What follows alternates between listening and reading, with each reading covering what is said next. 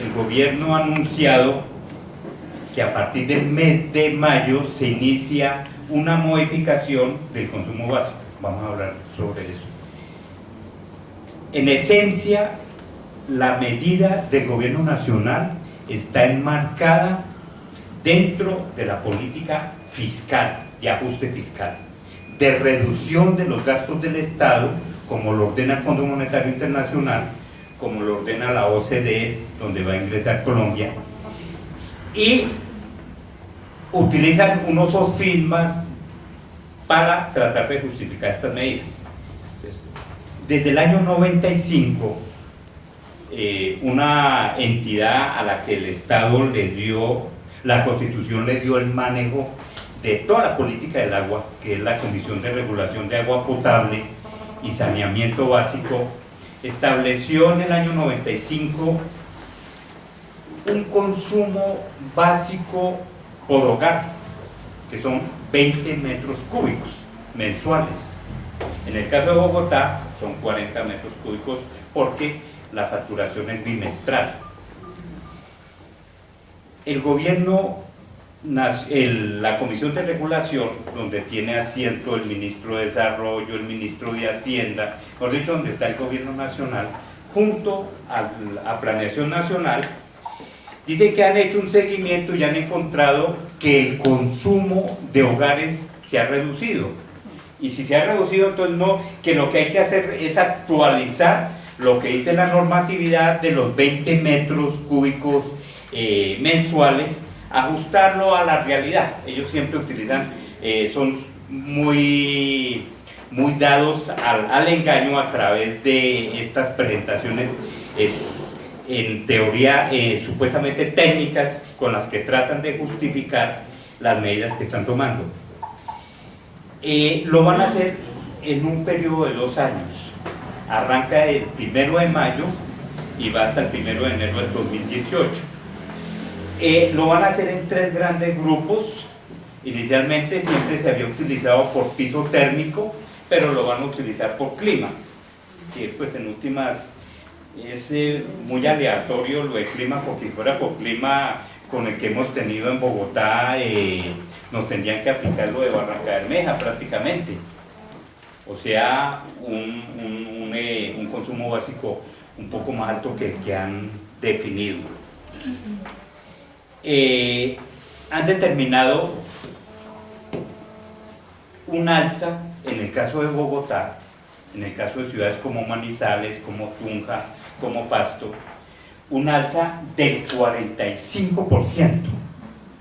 En esencia es un alza del 45%, porque en el caso de Bogotá o las ciudades de clima frío, se baja de 20, que está actualmente, al 1 de enero del 2018, a 11 metros, o sea, prácticamente a la mitad de lo que se tiene ahora.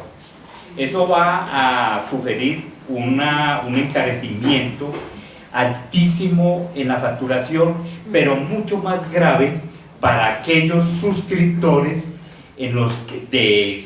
que son de lo que conocemos casas, no apartamentos, sino casas donde viven más de una familia.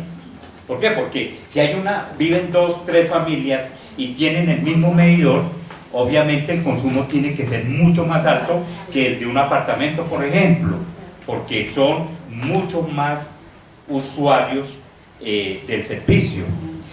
Toda esta política que desarrolla el gobierno de Santos en este tema tiene o va apuntada a políticas que el gobierno nacional se ha venido comprometiendo y no le ha dicho al país. Por ejemplo, hay una política mundial de que grandes corporaciones, grandes monopolios se terminen tomando el control de los servicios públicos, el control del agua.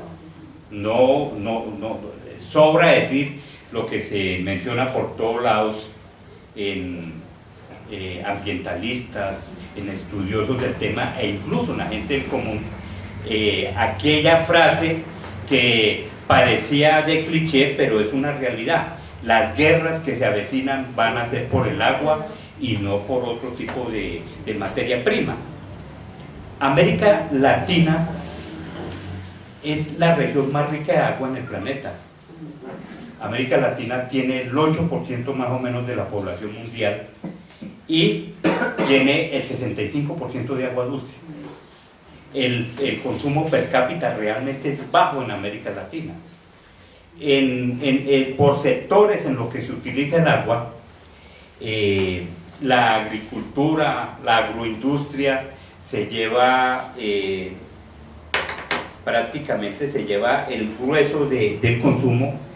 Estas cifras son del 2008, sé que se ha modificado algo. El sector agroindustrial y agrícola, con las cifras del 2008, estas son cifras del IDEAM, utiliza el 54% del agua, el sector industrial el 13%, el pecuario el 3%, el de servicios el 1% y el doméstico el 29%.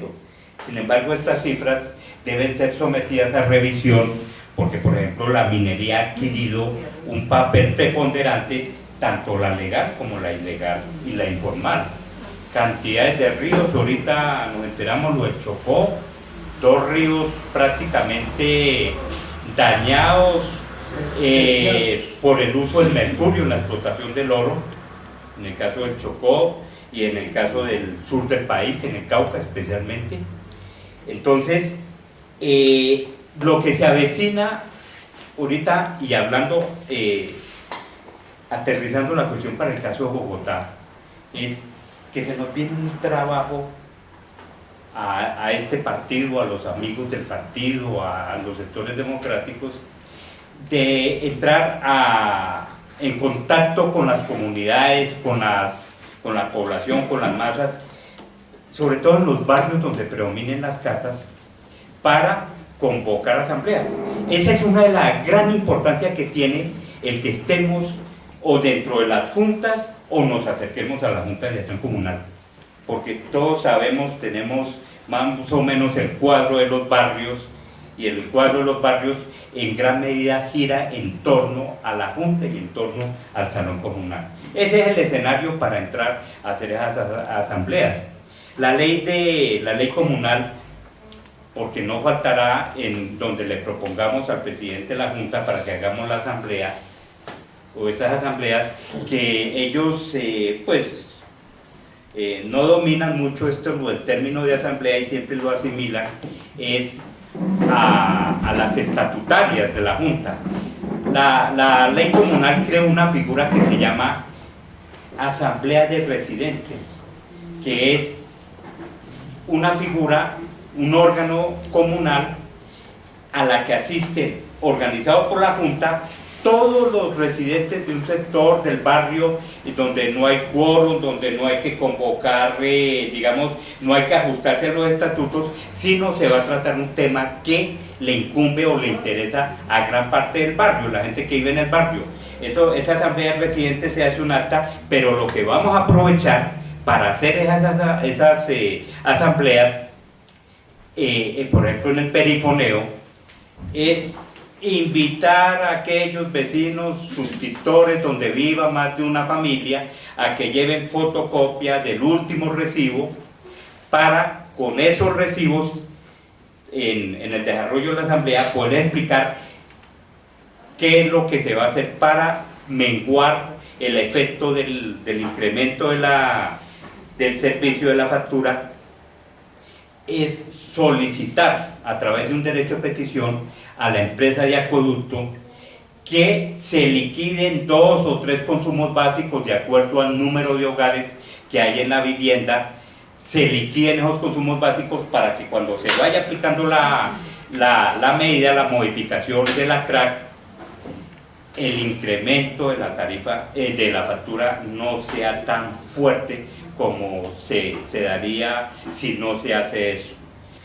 Yo voy a proponerle, Jorge, que hagamos más adelante, la otra semana, o miramos de acuerdo al tiempo de los compañeros y los compañeros que no han podido asistir por diversas razones, a que hagamos una especie, no hay que ser muy presuntuosos de capacitación, pero sí de unos elementos mínimos dentro de ese proceso para que nos multipliquemos y adelantemos las asambleas en los barrios. Y le vamos a explicar a las comunidades, podemos unificar, digamos, como con un módulo para que ese nos sirva de guía y lo expliquemos en las asambleas, y vamos a desarrollar a través de eso, de ese mecanismo, cómo se van a elaborar el derecho de petición. Sí, claro. ¿Cómo se va a desarrollar el derecho de petición y cuál es el proceso que sigue después de que la empresa haya contestado el derecho de petición? Que se me ocurre que dentro de eso podemos implementar, dentro de esa capacitación, explicarle a la gente cómo se le cobra el agua y cuál es el marco tarifario, el paso a paso de no solo de la factura, sino lo que regula la CRA, para que la gente entienda su factura y en dónde es que le va a afectar dentro de esa factura, qué es lo que van a modificar, y cómo les afecta a la comunidad y cómo nos afecta a nosotros los trabajadores del acueducto, porque eso también genera una reducción de nómina, esa modificación tarifaria. Sí, me parece perfecto lo que dice Claudia. En alguna oportunidad lo hicimos acá 1 o 2 veces, pero estamos en otra etapa y otra situación que creo que está más que amerita, pues, extender el ejercicio de información y que salgamos más o menos con algunos elementos, o como se dice coloquialmente, salgamos armados de argumentos para ir a adelantar esas asambleas.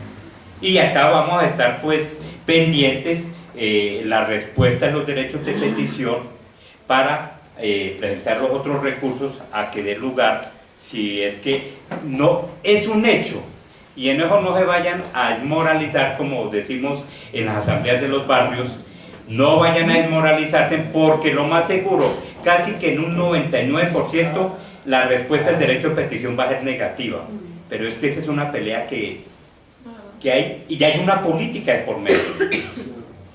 Nos estamos apoyando en unos argumentos de tipo legal. Las Naciones Unidas, por iniciativa del gobierno de Evo Morales, hace 3 años, Elvis, me parece, o 2 años, declaró el agua como derecho fundamental humano. Ese es uno de los argumentos centrales en el derecho de petición. Es un derecho fundamental.